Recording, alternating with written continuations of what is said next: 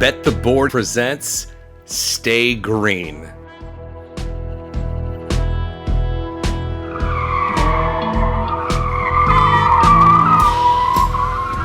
Stay Green is your first stop for all the metrics, matchups, and money-making opportunities at the track each race week.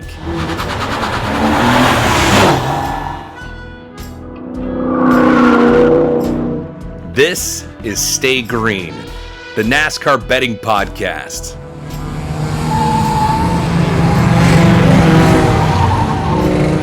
Here are your hosts, Todd Furman and racing analyst Chris Wormy.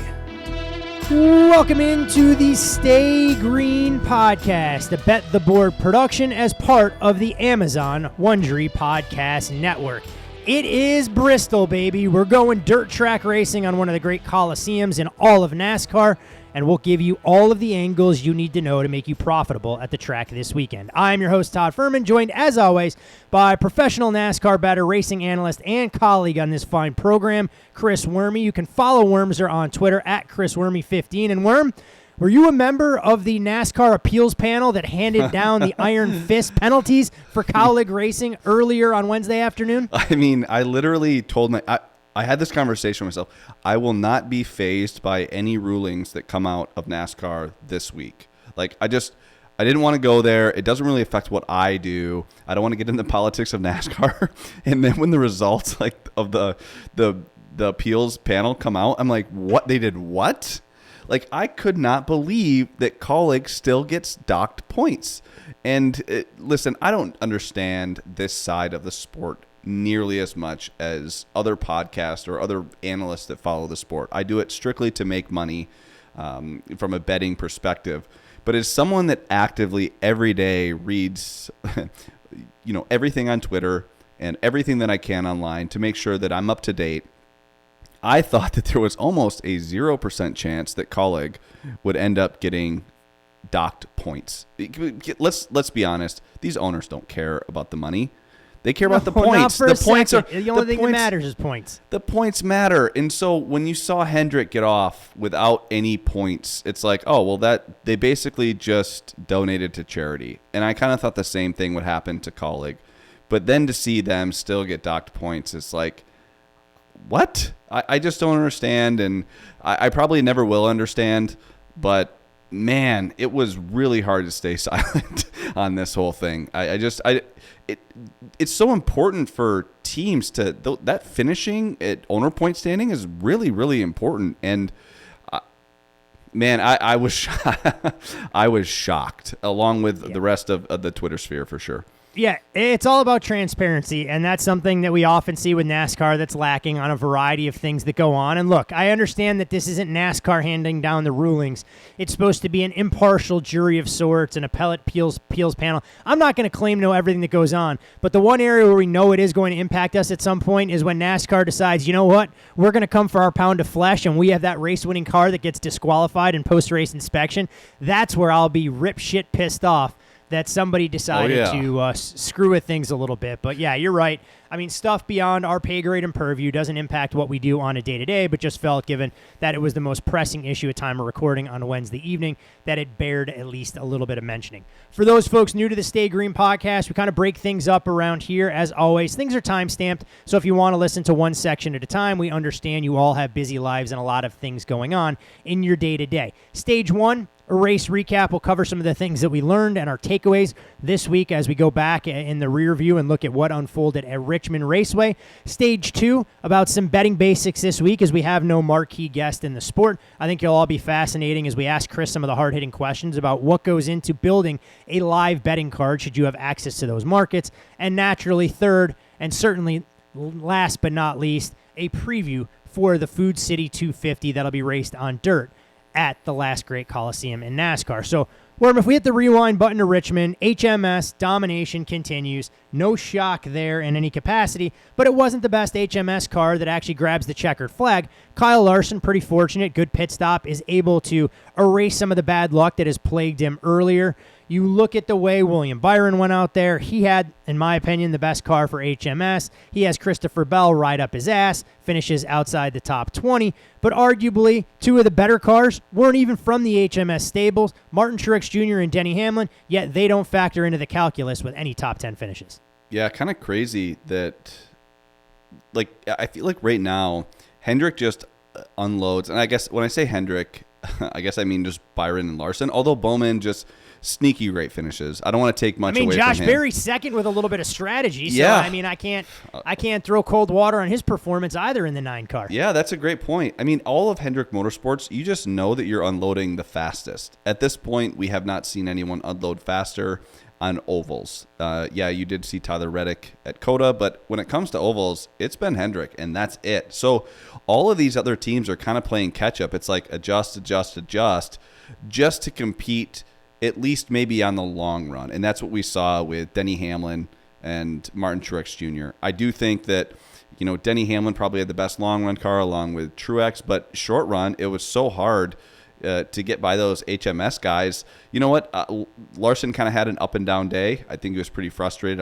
I always like to listen to his radio because I feel like they give the most feedback on other drivers, and he was frustrated. So I think that the entire field in NASCAR is just going to be looking to that 5 and 24 whenever they unload. Now, I guess you can kind of exclude this week because it's a different surface and dirt. But, if you look at Martinsville in the following week, they're going to be looking at HMS, and until someone kind of dethrones them from a practice speed time, from a qualifying just speed, I think that you're going to kind of see them, everyone kind of look to them as kind of the pinnacle and the guys to go beat week in and week out. Yeah, it's pretty wild when you mention JGR and, Denny Hamlin specifically always performs so well at these high tire wear tracks. We know Richmond and Martinsville, essentially a tandem of home tracks for a guy who grew up in the state of Virginia. Darlington also where he's at his best and just seems to get better knowing what the car can and can't do, doesn't try and burn the equipment that early in some of those long green flag runs. And normally at Richmond, we typically see a long green flag run. I think the trend that Larry McReynolds shared during that race is that typically you get 80 to 85 laps at the end of the race. Wasn't the case there. Martin Truex, of course, on 6-lap older tires with some scuffs instead of sticker tires there. He's unable to get the job done. And just so many interesting things that went into how that race played out, especially in those pivotal last 10 to 12 laps. Well, I want to break down why Denny Hamlin was able to win Stage 2, because I feel like this was something that no one was talking about until they got until Jamie Mack kind of came on from the studios there at the Race Hub. So Denny Hamlin, hands down, was the best car on the long run. Now, I think whoever was kind of out front, along with those two HMS cars, were the fastest on the short run. But one thing that I noticed is they were breaking up the stages. They wanted to go about 35 to 40 laps was kind of the ideal break for these guys to go in and get 4 tires. Well, Denny didn't fall off that much after lap 35. So here's what was happening. Most cars were falling off, and they were running over 25-second laps, probably the last 10 or so laps before they went and got tires. Denny was able to stay in that 24/7 range for about 42 to 45 laps. So even though he was losing time to the leaders because he was staying out while the leaders were already on pit road and they were running these super fast times, Denny wasn't losing as much time to them in the long run. So he's sitting out there running it almost like an IndyCar race. He was running these 24/7s, these 24/8s. Yes, these other guys were running in mid-23s or high 23s. However, when Denny took tires, he had 6-lap fresher tires. And where he was gaining was actually that speed he showed on the long run, which is why I texted you, I think with 25 or 30 laps left in the stage, I go, Denny is going to win Stage 2 because of the speed he showed on the super long run with those older tires. And that's one thing that when it comes to live betting, and we're going to hit on this later in the show, you have to kind of be able to recognize this. There was a point I think I tweeted out that the 11 team is playing chess while the rest of the field is playing checkers. Until that final pit stop, in which case Denny Hamlin's pit crew is playing checkers as well. But that's just kind of a little bit of an insight as to, when you have a car that works well on the long run and people are going to attempt to short pit to try to pick up positions because it is harder to pass when you're back in traffic. But if you are able to stay in clean air on the backside of a run, you are going to pick up time on the backside of the next run once you get tires if it stays green. It worked out perfectly for Chris Gabehart and Denny Hamlin for them to win stage 2. They were in control of the race. At that point, it was theirs to lose, and then they did. So I'm glad we were able to kind of take some time and talk about that. I'm going to get into live betting a little bit here in stage 2, but that was my take on Denny Hamlin and how they kind of took control of the race, and then, man, is it easy to just lose control because it was just one slow pit stop, and they were done. They had no chance the rest of the day. Well, that's kind of the world we live in now with such slim margins separating car 1 from car 20, at least for the power teams, is that you have one bad pit stop. You have one speeding penalty. You have a variety of things. Your margin for error is absolutely minuscule these days. It's not like the Xfinity or the Truck Series where if you have superior equipment, you can race back through the field. That's extremely rare. Although we saw it a couple of years ago, you're not seeing that now, and I think similar situation. We don't know if he had a race-winning car, but you would have liked to see Joey Logano have a chance to race up front as well. He has a loose wheel. He spends the entire race trying to get back up to the field with a 7th-place finish, which I think the 22 team would have been happy with, but Lord only knows if it could have been a little bit different since I think he was inappropriately priced as his number continued to drift out upwards of 25-1 without practice before race day on Sunday. We'll wave the green-white checkered flag on stage 1. You happen to mention some of the areas that we want to go into for stage 2, and that'll provide the perfect segue where when you're looking at live betting, we've seen 2 races already this season shelve practice. Richmond, the most recent illustration, and Fontana earlier this year. How important a vehicle does live betting become in those kind of situations, and how do you go about structuring your card knowing that you have a variety of options at your disposal? Well, you're still, before practice and qualifying, nothing is different, right? Because we ultimately don't know that practice and qualifying is going to be canceled. That's kind of more of the same day or day of that you find that out. So earlier in the week, you're still trying to predict where the markets are going to go. But once you kind of get rid of practice and qualifying, you have to kind of use procrastination as an advantage. Like, let's just wait and see. And now I know that there's some states that don't offer live betting. I know, Todd, in Vegas, it's really difficult. But you just kind of have to, especially the way that we handicap races, which is primarily using like practice and qualifying and driver comments to handicap the race. This is a good thing because then you can just use your eyeballs and look at lap times. And it is really hard to kind of sit on the sidelines before a race and say, I don't have anything. But also that's kind of, I feel like that's freeing, right? Now you have a lot of firepower, I would imagine, to be able to fire on things that you see live.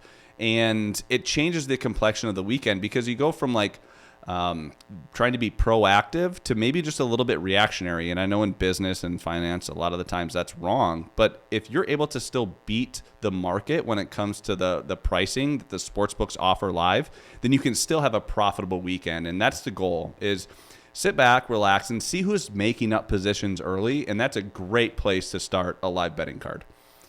So when you're doing all of this, and you obviously are, like, to your point, trying to take numbers early on in the week that you don't think will be available on race day, do you kind of put those to the side and then build your live portfolio separate? Or are all of these disparate elements factoring into the equation as you try and figure out how to be able to maximize your opportunity, your edge, your level of profitability that comes with a live betting vehicle that you wouldn't have had access to, say, 5 to 7 years ago when you were handicapping NASCAR? Yeah, that's so the way that I look at it is you're going to have drivers circled. You're still going to do all of the kind of the background analysis of, you know, track history and comp track. So you're going to have a few drivers circled. Now, you don't want to fall in love with those drivers because then you're going to have like this bias throughout the entire race. Well, I thought Kyle driver Busch. X, we're not there yet. I have a Kyle Busch rant scheduled for the end of this, for the end of the pod.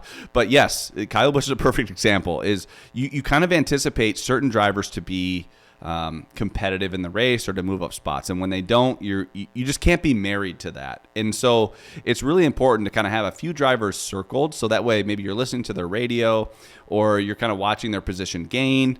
And if all of a sudden you have a little bit of a confirmation like, hey, this guy is good, or you listen on the radio and like, hey, I really like my car, well, that's when you start to, okay, hey, is this going to be the best price I'm going to get on this driver? If it is, it's time to pull the trigger, because the prices of the drivers during the race while you're watching these live betting lines is very dependent upon who's leading the race. And so I think that's a really important thing to understand is, if let's just say you had your eye on Kevin Harvick, and this is completely arbitrary because I'm just using Kevin Harvick as an example because he's a guy I live bet often because he doesn't qualify well and he looks good at the end of long runs. So let's just say you have Kyle or Kevin Harvick he started 25th. And he hasn't really moved up many positions 10 laps into the race, but you start to see him run competitive lap times, after 15, 20 laps. Well, if he's 25-1, I don't know that that's necessarily important that you pull the trigger on because it's going to be really hard for him to make up so many positions if he doesn't come to life after 25 laps. But if all of a sudden the race has this green flag feel to it where it's like, okay, we might not have many cautions, these cars are sticking on their lines, and Kevin Harvick over the long run is looking pretty strong. Well, maybe he ends up in 14th or 15th place and he's still sitting at around 20-1. That would be the time to fire because what you want to avoid is taking a price that you might find a better one later in the race. And I know that it does take time for you to sit there and watch prices. Maybe you watch prices for one or two races before you actually start to fire. But the goal is to always take the best price on the driver. If you always get the best price in the long run, you're going to make money. You're just reducing the sports books hold, and you have a better chance of being profitable at the end of the season. All right, well, you took me where I want to go to kind of, I don't know necessarily to put a bow on this per se, but, if you're trying to offer advice to someone that's out there, and this is the first time they've started betting NASCAR because they found Stay Green with the second season of our podcast, what kind of tutorial, advice, different aspects that you would tell people to try and attack it? Is it waiting in the first couple of races and going, hey, you know what? Just pull up a sports book, watch how the live odds move for a couple of races to familiarize yourself a little bit with the process? Or are there other techniques that you would tell people that they could kind of tinker with to get a better understanding and maybe use this as such a tool that they normally wouldn't feel comfortable with when it comes to profiting at the track each weekend? So what I would do is try to predict the odds. Let's just say you have your eye on a driver, or it's 15 laps in the race at Richmond, let's just say. I want you to predict where the odds are going to be in 5 laps, 10 laps, and 20 laps, and actually write them down. I think that, of a few drivers that you have your eye on, whether it's Kevin Harvick, Chris Bell, it doesn't matter who it is, and then try to predict where the odds are going to go. Because once you can start to see where the markets kind of are trending, you'll start to figure out what value is. And then you're going to have to marry that information with what's actually happening on the track. And what you're going to find is there's a lot of guys that it doesn't matter how fast they are running. It matters who's actually leading the race, because you have to remember that if you have Chris Buescher out there leading a race, his odds are going to stay above 20-1. That's just going to happen at least for the first 10 or 15 laps that he's leading a race. However, if you get a guy like Kyle Larson or a guy like William Byron out there that's going to lead the race, their odds are going to plummet really, really quickly relative to, say, Chris Buescher. So it's important to understand who's going to kind of take up the majority of the hold, I guess you can say. I don't know, Todd, you're probably better. Whoever the favorite is, you want to make sure you have an understanding of what their market price is going to do, because that's going to dictate the market for the rest of the drivers, if that makes sense. Yeah, I mean, look, the bottom line is the same thing applies in golf. I mean, if you have a player outside the top 100 in the world who has a 3-stroke lead going into the final round of a tournament, it's going to be priced significantly different than if it's Jon Rahm, Rory McIlroy, or Scotty Scheffler this weekend going into the Masters with a 3-shot lead. So much of it is dependent on the price that you've seen going into the race, and it becomes a derivative and a permutation of exactly what's transpired. But you're still working off of that original baseline opener, regardless of what sport you're betting in the live algorithms in college basketball, the NFL, sides, totals, outrights. I mean, it's all coming from a baseline number that you've seen at the top. But I think that's a great, example when you're talking about trying to make sure that you have an understanding of how these markets work. You don't necessarily need to dive in with both feet. Play a much smaller portion of your bankroll on some of this rather than trying to overextend yourself when you're not exactly comfortable with how all of this is going to go. And we'll continue to hit on this. As always, if you guys have questions that you want us to address on the show, use the hashtag StayGreen, tweet at Chris, tweet at myself, and we're happy to try and dissect some of these when we have tracks that aren't going to offer the same level of betting opportunities and gives us the opportunity to go off on tangents. And remember, you can follow Chris on Twitter at ChrisWormy15. I'm Todd Furman. You can follow me there at Todd Furman. And most importantly, for all things Bet the Board, follow the podcast at Bet the Board Pod. On to stage 3 we go, and that is indeed a preview of what we will see this weekend at Thunder Value, the world's last great coliseum, whatever the hell they're calling it these days. It feels like it Thunder changes Value, by the week. I love it. Yeah, for the Food City Dirt Race 250. I think that's what we're going with. So we'll call it that. They imported, 7 million tons of red clay somewhere throughout Virginia, Tennessee, and everything else. They cover up that beautiful .553 or .533 concrete oval surface. The festivities this weekend will start on Friday night, April 7th, with 2 practice sessions. A 50-minute practice takes place at 6:35 Eastern, and a second practice of 25 minutes will start a little bit later in the evening. You can check both of those out on FS1. And then on Saturday, we will get 4 15-lap qualifying races, weather permitting. Let's hope Mother Nature complies with our wishes. More data points, much better for us, and it'll allow us to share a little bit of our wisdom with the loyal Stay Green listeners on race day, where we were unable to post a matchup last week. As far as stages are concerned, 3 stages. One stage ends on lap 75. Stage 2 ends on lap 150, and they'll wave the checkered flag, all things being equal, on lap 250, a departure from nearly every other race weekend. There will be no live pit stops, so you can't gain or lose positions on pit road. The tires they'll use this weekend are the same compound as last year, but different than what was unveiled back in 2021. Worms, normally this is where I'll ask you, hey, look, what are we doing for track comps? Obviously, we don't have track comps because it's the only time of year that the Cup Boys race on dirt, but how much do you take away from the 2 previous installments that we've seen on Bristol in a similar format? Yeah, I want to say that we would take a ton. Unfortunately, you had a different car in 2021 than we were racing with today.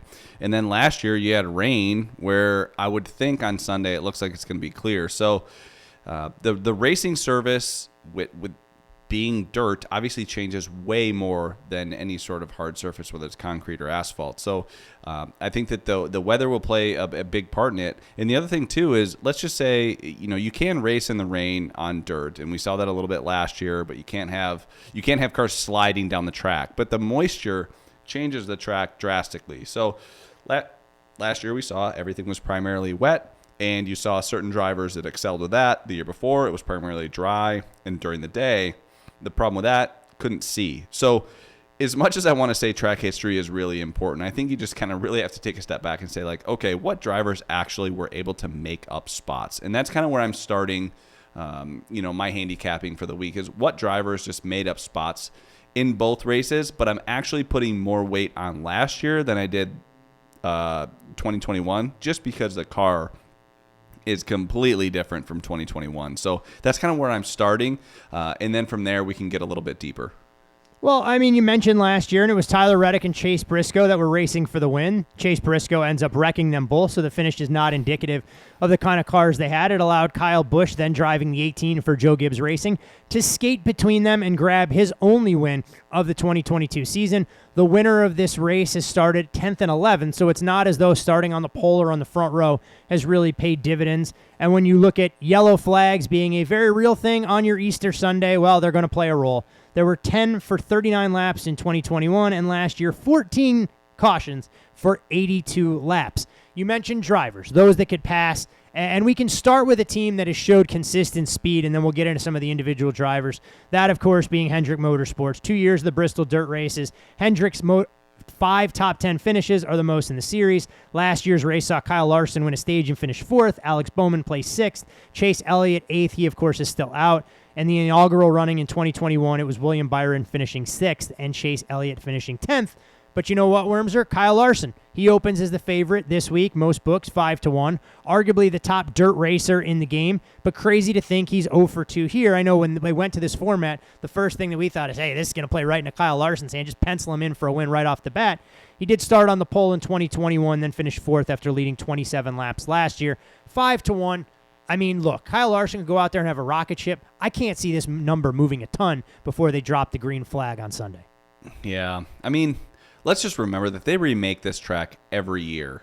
Like, we're starting, I know that it's going to be kind of the same composition, but it's still different every time you every time that you drive out on the track, and especially a dirt track.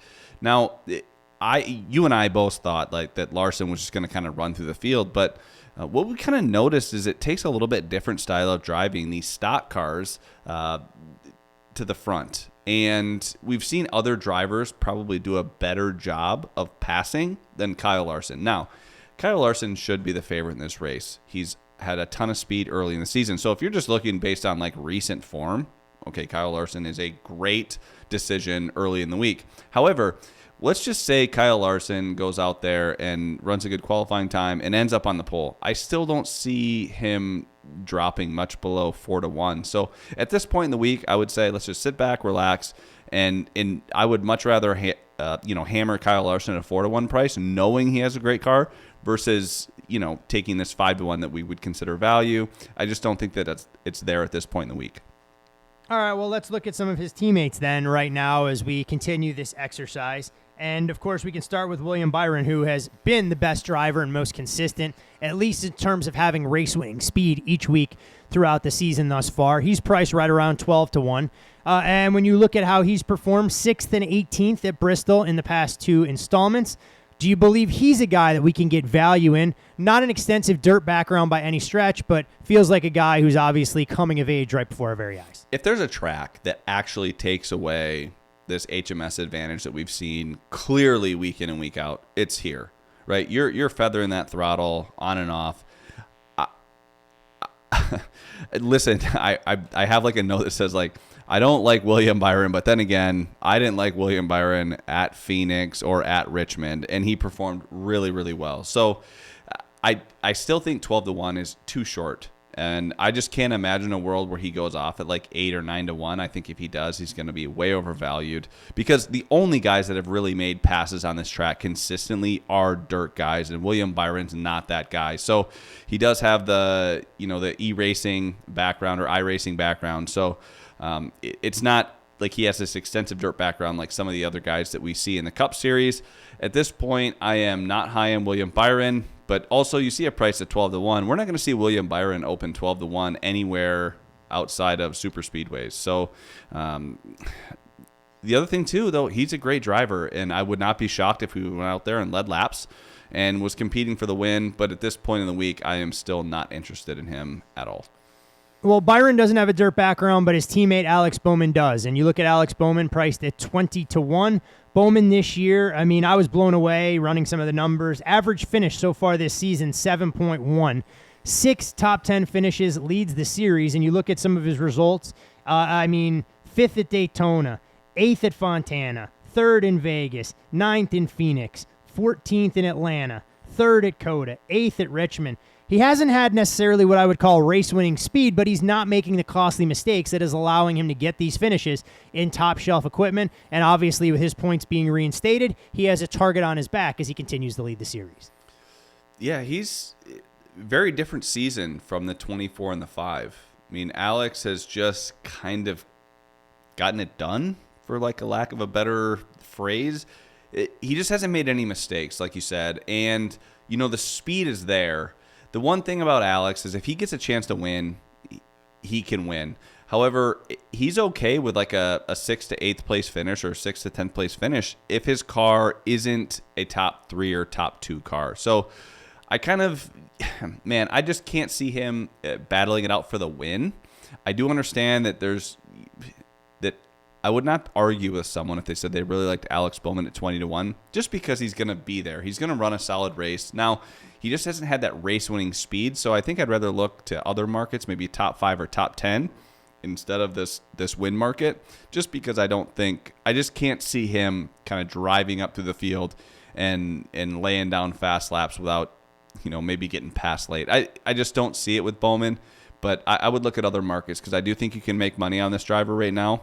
20-1 is a super high price for someone that isn't a super fast car that just hasn't made many mistakes. You look at a very similar season to Chase Elliott last year, just kind of plodding his way along, and if he gets a chance to win, he'll take advantage of it. But this week is not his cup of tea relative to some of these other guys. So, again, I'll sit on the sidelines. But if you could find maybe a top 5 or top 10 price you like, I would look there for Alex Bowman. Well, you're talking about guys that may have race-winning cars, and they've shown some level of consistency already this season. We can look at Tyler Reddick, priced at 6-1, 7th in the inaugural edition of this dirt race back in 2021, and a runner-up last year after leading 99 laps and essentially being 2 corners away from victory. Enters with 3 top 5 finishes in the last 4 weeks, and he won the opening qualifier in last year's Bristol build-up. Tyler Reddick at 6-1. Should be a much more favorable track for him than what we saw unfold last weekend at Richmond. Yeah, I'm going to put him in the same guy or the same kind of area as Chris Bell, someone we're going to talk about in a second. I think these guys are very, very similar. If you look at the way that the race played out last year, it was very track position dependent. If you could get a spot or two on the restarts if you ended up in a faster line, if someone spun their tires or held up the field, you had to go find grips somewhere else on those first couple laps to make up positions. But the way that the race played out last year is, the guys that were, on the top 2 rows to start, once they actually went green and they were, it wasn't under like a restart for that matter, like those guys were able to kind of keep their track position. And I think if either one of these guys gets to the lead late in the race, they're going to be really difficult to pass. But then again, where's their price going to go from here? Right now, they're sitting at 6-1, and I just can't see their price dropping. Like, I just don't see someone clicking off such fast laps in practice or qualifying, or even in the heats to warrant a price less than that. So at this point, I'm not interested in Tyler Reddick at 6-1. I do think he has a chance to absolutely win this race. And the 45 team, everyone was really hard on them going into this COTA race, and man, did he deliver, and he ran a great race. So you look at, he probably also has this track circled as well. I anticipate a good finish. However, I do not see value on the win price right now at 6-1. Maybe if we can find some matchups later in the week, that might be a great place to make some money on Tyler Reddick, but at this point, not yet. A guy that you just mentioned, Christopher Bell, odds makers have high expectations for him this weekend in terms of what he's going to be able to accomplish, and he sees his price right in that same range as Reddick. Ends up taking William Byron out last weekend. Originally, of course, decided that he wanted to point the finger at Ross Chastain before he owned up to his own mistake. Off to a strong start this season. 5 top 6s in the first 7 weeks of the campaign. 4 top 5s is the best in the series thus far. He's got a good track record on dirt, just like Kyle Larson, and seems like a perfect fit for this track, knowing how well he's run on the traditional Bristol layout. Absolutely. I mean, of course, I think Chris Bell is going to be great this weekend. I just don't know that 6-1 price warrants a play at this point. Is he going to be there? Absolutely, Chris Bell is going to be there. And he's another guy, I guess, along with Tyler Reddick, that let's just say that they make a mistake or they have to go to the rear or they end up a lap down and they end up taking a wave around. They're still going to be able to drive up through the field. That's the one difference between some of these dirt guys. When you look at Chris Bell, Tyler Reddick, Kyle Larson, Chase Briscoe, those guys are able to work their way back through the field. It's a lot like the road ringers on road courses. It's the guys like Austin Cindric on road courses. If they go to the rear, they can recover nicely. I would put Chris Bell, Tyler Reddick, Larson, and Briscoe into that, and maybe even Ricky Stenhouse. So, you know what? You're never dead with Chris Bell because he's always going to be there at the end. However, I do think that this race has been a little bit more track position dependent than we'd like to see a dirt race. So, again, I still think that the kind of properly priced here at 6-1, I'm still going to wait or sit on the sidelines at this point. One other driver that I will call, or someone that I think we should put in the favorite bucket would be Chase Briscoe. And Briscoe, of course, does come from a dirt background himself. Stats say he has finishes of 20th and 29th, respectively here. Nothing to write home about by any stretch of the imagination. However, he has led laps here in the Bristol dirt race, 59 laps in the process. Of course, last year's finishing position, not indicative of the kind of car he had. He should have been a podium finisher and had a realistic chance to win. Does this offer some sort of interesting value when you see Briscoe at 10-1, knowing that in previous years he would probably be priced in the exact same range as Chris Bell, Kyle Larson, and Tyler Reddick? I think that this is the best favorite outright price on the board. I think you're seeing him at 10-1. if you're going to play an outright price I think this is the guy you're playing at this point in the week. Last year, he was hands down the best car. He started fourth. He kind of mid-race was fourth and then finished 22nd, obviously trying to dive bomb and win the race. However, he had the most fast laps. And it's really hard to have the most fast laps when you don't start out front. And this guy spent a lot of time in the middle of the pack, like whether he was running between 8th and 12th place. I think he started the third stage outside of the top 15 and was able to drive his way back to the front. Those are the guys you're looking for from a live betting standpoint, but also from like a historical standpoint. Hey, this guy can make passes, whereas a lot of these other guys were just, they would make up a spot or two or three on a restart, and then they just kind of stay in that same spot. We've heard Denny Hamlin talk about this, where you just end up after once you get under like green flag conditions and you're on a long green flag run, it's really hard to make passes. It was really hard for everyone to make passes but Chase Briscoe. I thought that he had the clear edge last year. Unfortunately, he kind of had some strategy that played out that didn't quite benefit him, so he had to make up a ton of positions in stage 3 in order to get the win. Forced it a little bit too much, but I'm really high on Chase Briscoe this weekend. I certainly think that his ability to shift and get the most out of the race car at this racetrack is a huge benefit. It'll be interesting to see how it plays out, but I do like this Chase Briscoe at 10-1 at this point in the week. All right, from favorites that we think, or at least we believe, are going to have legitimate chances to win races this weekend, into what I think is the most interesting tier that we're going to see on the board. And I'll call it the value tier for a lack of a better term. And when I say value, looking at guys, depending on the book, upwards of 15-1 into that 20-1 range, and it's a lot of household names. Joey Logano, Kyle Busch, Ryan Blaney, Ross Chastain, Ricky Stenhouse, Denny Hamlin, Martin Truex Jr., etc. We can go through one by one, or if there's a couple of drivers that you wanted to focus on here, the floor is yours to kind of break them down, and then I can play devil's advocate for whoever you're advocating for. I'm actually going to – I'll prove you wrong whenever you think you're right. I'm going to start with Joey Logano. I kind of think that Joey looked at this like, hey, I'm not a road course – or not a road course, not a dirt course racer. So if I stay out of trouble and I'm aggressive enough on restarts, I can be there in the end. And he's done a great job of that here. Obviously winning the inaugural race in 2021 by just staying out of trouble. And I think that that's really important. These guys that just understand, hey, I might not have the best car here today, but if I can just put myself in position and we get a late race restart, maybe I can go out there and win a race. And it's the guys like that that actually are really hard to handicap because you just don't know their expectations going into the race. I truly think that Logano does not consider himself a dirt course, expert. But you know what?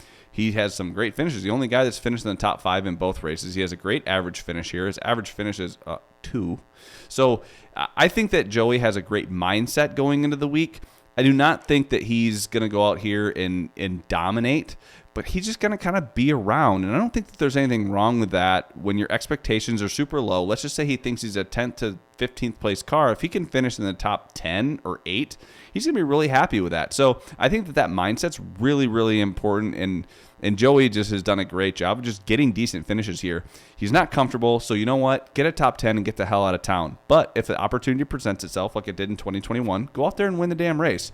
And Joey Logano can do that because he's aggressive enough on restarts. You really have to make hay on restarts because once this gets spread out, really hard to make passes. So Joey being the aggressive driver on restarts, you look at a guy like Ross Chastain, who I don't think excels on road or on dirt courses, but kind of has that same mentality as Joey.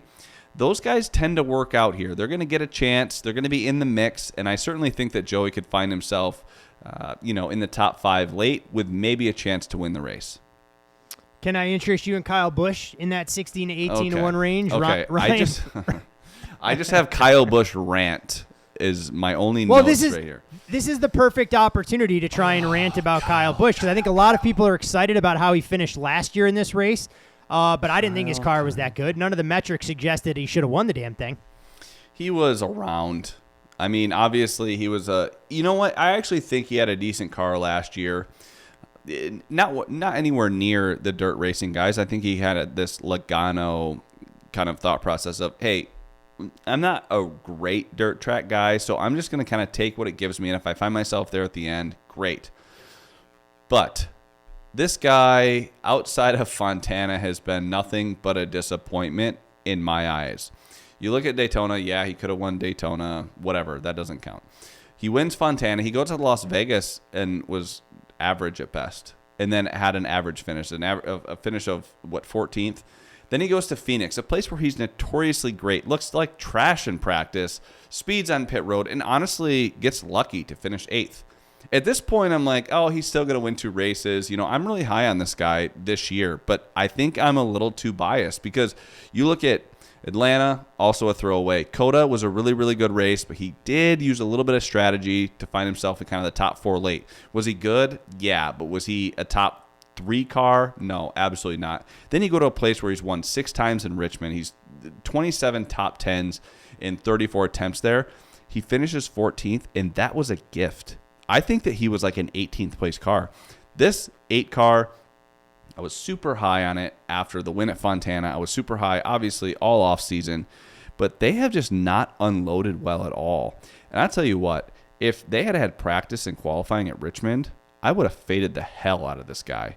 He was trash, and he was never good at any point in the race was he running fast lap time. So I'm a little bit concerned about Kyle Busch and just kind of like his ability to go out there and compete for wins. He might have good finishes, but that's just staying out of trouble, which I think is great. If you're here to win a championship, which all these guys are, yes, you need to stay out of trouble. Chase Elliott, took it all the way to the Final Four last year by just staying out of trouble. But I would be a little bit concerned if you're Kyle Busch fans or you're on him like we are when it comes to the championship. They just have not shown the same speed week in and week out. And you know what? He was a 3rd-place car last year, and that's just because he stayed out of trouble. He consistently restarted on the top, which is really, really important here at Bristol Dirt. At least it was last year. And that's what allowed him to be in a position to just take the win when Briscoe and Reddick wrecked each other. So, man, I'm really bummed out at his performance so far this year. I'd like to see him unload fast again. We just have not seen it. And until I see him unload fast, I will not be backing Kyle Busch before practice and qualifying. No, it makes a ton of sense. Look, you want to see a guy that's consistently bringing hot rods to the track each weekend, and that hasn't been the case for the 8 car. Yet this season, it's still extremely early. No reason for anybody to hit the panic button on Kyle Busch and what he can do as a member of RCR. Ryan Blaney, top 10, both previous installments of the Bristol Dirt Race, finished 8th and 5th despite never leading a lap. Best finish this year, Wormser, was 2nd place at Phoenix, has shown speed. Obviously, he doesn't have to worry about tire wear this weekend because we know those are the kind of tracks that we want no part of Ryan Blaney. But can he navigate his way through what can be a compact field with a lot of unique challenges knowing the unfamiliar surface? Yeah, I don't know. I mean, I know he has a little bit more of a dirt background than someone like Logano, but I think he's just kind of like, hey, if we can just get out of here with a decent finish, I'm not going to force it. And I'm okay with that. The price there is great on Blaney. Like, I think same Logano. Those guys there's at least money to be made if they're running well. But again, I haven't seen enough out of Blaney. He kind of stole that finish at Phoenix. So he leaves a little bit to be desired. I guess if we're going to talk, you mentioned Truex, right? You want me to talk about him? Yeah, we can go into, when you hit on Truex, may as well hit on both JGR guys that are priced in a very similar range, him and Denny Hamlin. Yeah, so let's just I'll start with Denny, and then I'll move on to Truex. Obviously, Denny Hamlin, this is not his favorite place. He knows that. He's just trying to get a decent finish, but he's also a really competitive guy. If he finds himself in the top 5 late, obviously he's going to go for the win. It all kind of depends on where the weekend shakes out. If he's going to be starting 25th or so, I imagine he's just going to try to get a decent finish. But if he does qualify up front, well, that's a guy that's really aggressive. And he can learn. I would not bet against Denny Hamlin late on a late race restart ever. So, again, you're getting 20-1 on Denny. You're getting the same price on Martin Truex Jr. He was much better in 2021 than he was in 2022. I don't know if that was the track conditions or it was the car. Now, if it's the car, that's going to be a problem because he's going to be driving the same car in 2023 as he was in 2022. So, however, if it's track conditions, there might be some value on Martin Truex Jr. He was really fast in that 2021 race. However, he had run the truck race the day before and went out there and dominated and won. So I do think that there's still an advantage for some of those guys that are running that truck race, which there are a few guys that are doing that this weekend. So I do think that you just get a better feel of how the track is going to change. And I think I always say, whenever you run the race the day before, it gives you're like one adjustment ahead is the way that I like to look at it. So I'm not quite sure if it's the car in 2022 or if it was just he liked the racing surface in 2021. We'll find that out, come this weekend. But I would say if I had to lean between Denny Hamlin and Martin Truex Jr., it would be the upside of Martin Truex Jr., especially coming off of a finally a good run for him at Richmond last week. I think it's a fair way to look at it. I mean, Denny hasn't exactly been open and honest in terms of heaping effuse praise on what this surface is or his expectations. Now, I'm sure if you talk to Denny, he would be extremely unhappy with the way he handled things last weekend at Richmond. He may not want to take ownership of the J.J. Yaley incident. I know the NASCAR community felt very different. Never know what the actual truth was for how all of that unfolded there. But Denny Hamlin, along with his teammate, priced right around the same range. Another trio of drivers, 2 teammates, and one other that I'll throw in there, all in that same vicinity, where 20, 22-1, etc. Ross Chastain, 3rd place at Richmond, now back-to-back top 5s, but hasn't finished inside the top 30 in the 2 Bristol races. Ricky Stenhouse has an extensive dirt background, runner-up here in 2021, but finished just 29th a season ago. Looked like he had a fast car last week at Richmond, really too, before a seal broke or whatever the hell happened there. And then Daniel Suarez, a guy that I don't know if is being given enough credit, who is reeling entering this weekend, having 3 straight races where he finished outside the top 20, but he was 4th in 2021 on the dirt after leading 58 laps, and while he was only 12th last year, led another 64 laps in the process. So he has led plenty of laps when it comes to putting that red clay down on Thunder Valley. Yeah, so I'm going to start with Ross Chastain. Listen, you can't count him out if he's there at the end of the race, but I just think you're punished too much for overdriving your race car here, and we've seen it in his finishes. He's a really, really aggressive driver, and I think that if you're driving these race cars that are so on edge, you're eventually going to have to pay the price for aggressive driving. And I think that's what we've seen with Ross Chastain the last 2 times we've been at this Bristol dirt race. So although if he's in the mix and he has a good car, 20-1 seems like a great price. But at this point, I don't like how aggressive he is throughout the run of a race. Now, if you're really aggressive on restarts, you have to be. That's how Chase Briscoe was able to make up so many spots in that stage 3 and go out there and race for the win. However, I don't think Ross Chastain has that same ability over the life of a run. Now, you want to talk about Ricky Stenhouse. He was incredible that first 20% of the race last week at Richmond. That high line was working for him.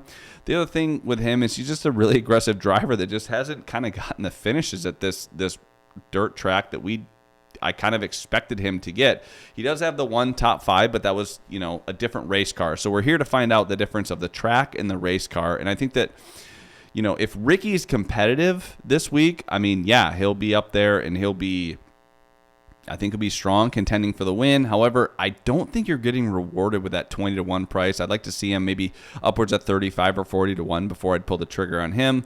I think that the best value in these 20-1 group is Daniel Suarez. He's proven that he can lead laps in the old car and in this next-gen car. He led laps in both the dry conditions and also the wet conditions. And he's kind of a gamer. I think he's out to prove something. And this is one track where I feel like he can go out there and win the race along with a couple of road courses. So if old Danny boy gets some track position, and he will get track position, he will put himself in a position where it's like, hey, go out there and win the race. He did it last year. I think he can do it again this year. I think if you're going to invest your money in a 20-1 guy, I actually think that Daniel Suarez is the guy you should put your money on. If I'm looking at long shots and I want to find more than 20-1 for a guy that I may want to dabble in, is there anybody that stands out to you, or do you think it's a tier that it just becomes more of a donation to the sports books than actually offering some potential upside? No, I think Austin Dillon absolutely at 50-1. I think that this is a great bet. This guy is really, really good, a great dirt racer, and he wasn't rewarded for his good run last year, unfortunately. But I trust Austin Dillon. Whenever that rear end is yawed out in the corner, I anticipate Austin Dillon being good. So I do think that he should be priced probably about 30-1. I actually may nibble here at this 50-1 price. I just think that there's a lot of upside here, and I know that he struggled a little bit in those finishes in the Cup race. But man, if that the guy's been really good, especially if you go back to some of the dirt races in the Truck Series. He was really, really good. I like him more in the win in top 5 than I do in the top 10. I think he's either going to go for the win or kind of go for broke. So I would be more aggressive when it comes to betting on him. I like that, like I said, the win price and the top 5 price. I would probably stay away from that top 10. I just think that he's going to go for broke here. So that's just kind of the way that he runs. So it's either, feast or famine. But I do think that Austin Dillon provides a little bit of value. If you're looking at a guy like Kevin Harvick, I just have the puke emoji next to Kevin Harvick. I just don't think that – I think he's like – you get to a certain age, you're like, yeah, I don't dirt race. And that's just kind of where Kevin Harvick is in his career. And you know what? He had a good run at Richmond. I think he had the most competitive run he's had early in a race. You know what? We've seen Kevin Harvick compete and win races, but we haven't seen him do it so early in the race. I don't think that carries over this week to the Bristol dirt track. So my puke emoji is next to Kevin Harvick, but I do like Austin Dillon. Yeah, can't imagine Kevin Harvick goes, hey, look, we're going to Bristol. This is the one race I have to circle. It's going to be the only chance for me to punch my ticket to the postseason. Have to imagine that the 4 would much rather be spending the Easter holiday at home with his family rather than trackside racing in prime time. You can follow Chris on Twitter at ChrisWormy15. I'm Todd Furman. You can follow me there at Todd Furman. Most importantly, follow the podcast at Bet the Board Pod. And normally, this is where we wave the checkered flag. We go to the best bet portion of the show, but we're going to call a slight audible because this weekend is a little bit unique on the sporting calendar. And while this podcast may not drop before we tee things off at Augusta on Thursday morning, a lot of people, Chris, don't know your background and your connection to the golf community. I won't have you go through extensively some of the people that you talk to in and around that sport, but I do think it's important so people get to learn a little bit more about you, how when you started betting NASCAR, what you were doing for your 9 to 5. Oh, I was a caddy. I was a caddy at a golf course when someone was like, hey, have you ever bet on a sports before? And I'm like, no, I wouldn't bet on the sun coming up. That was the background that I grew up in, a small town in Michigan, pretty conservative. And to get tossed into the old caddy shack here in Scottsdale was definitely an eye-opening experience when it comes to betting, especially golf. And, I've kind of grown really, really close to the golf industry to the point where I really don't bet it too much anymore just because I'm so close. I actually just have interest in my friends doing well or caddies doing well. So I love Masters Week. And Todd, I don't even know if I've told you this. This is hands down my favorite sporting event to bet. It's not even close. Like I would like if you were to say you can bet NASCAR or the Masters for the rest of your life, I'd go, I'd have to get a job, but I just really love it. I love the history and I just can't wait. I mean, my alarm is set for 5 a.m. tomorrow. I'll watch beginning to end coverage. I have so many friends. I mean, Max Homa's a dear friend of mine, along with Joe Scavron, who caddies now for Tom Kim, Ricky Fowler's longtime caddy. So I'll be pulling for those guys massively. But from a betting perspective, I do think that we have a little bit of an edge on. I like, man, this is going to sound cheesy, but I kind of like Corey Connors. You know, my wife is Canadian. Corey Connors. You're buying into the recency bias for the Canadian that wins last weekend. You're taking a dog shit price right now, but here we go. I know, but some of us got him a little higher odds. I know he's right around 40-1 most places. I think there's some 50. I think there's some 55. There's some 50s out there. Okay. Yeah. But I actually do. Corey Connors is a ball striker, and that's what you need to be at this golf course. And if you're hitting it good and you leave your misses need to be in the perfect spot. If you find you could hit it great all day, and if you're going to short side yourself on these greens, you're going to find yourself making bogeys left and right. So, Corey Connors, I trust him to hit the ball well.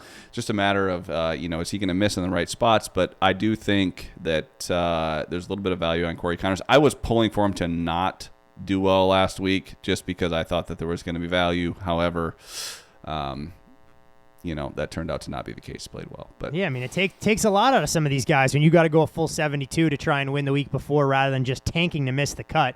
What is interesting is you look at Corey Connors and some of his head-to-head matchups paired up against lightning rod Tyrrell Hatton. We saw his little temper tantrum during his practice round, and you've seen Connors take a little bit of money. That price opened right around a pick'em, now out to minus $1.30. But plenty of great opportunities to be found there, and I know a lot of our listeners may tune in. Those guys may have teed off already on Thursday morning, but the nice part about the 72 holes is there will be some live opportunities. It's an event that I won't claim to handicap inside and out, get fed some good information from guys that I trust.